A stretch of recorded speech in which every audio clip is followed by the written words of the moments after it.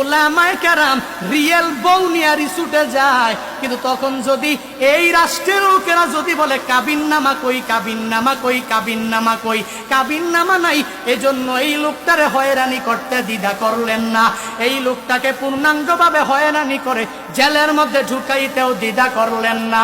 আমি জুনায়েদ আল হাবিব মনে মনে মনে মনে চিন্তা ভাবনা করি, আদেল কেমনে হবেন, ন্যায়পরায়ণ কেমনে হবেন? মূলত আপনারা তো এমন বড় জালেম, উলামায়ে কেরাম রিয়েল বউ নিয়ে রিসুটে গেল, এরে ধইরা নিয়ে আপনি জেলখানায় ঢুকায়া দিলেন।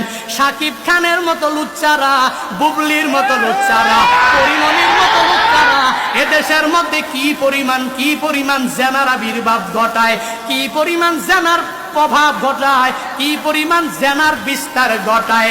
জাহিলিয়াতের যুগের মতো হয়ে গেল রে মানুষ।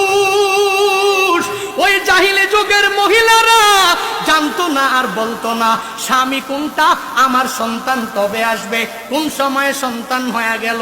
বর্তমান জামানায় তাকায়া দেখ, কিছু কিছু মহিলা বের হয়ে গেল, বলে আমি এখন গর্ভবতী, আবার একদিন পরে ফেসবুক পোস্টের মাধ্যমে জানায়া দিল আমার স্বামী অমুক, আমার একটা ছোট্ট 2 বছরের ছেলে আছে।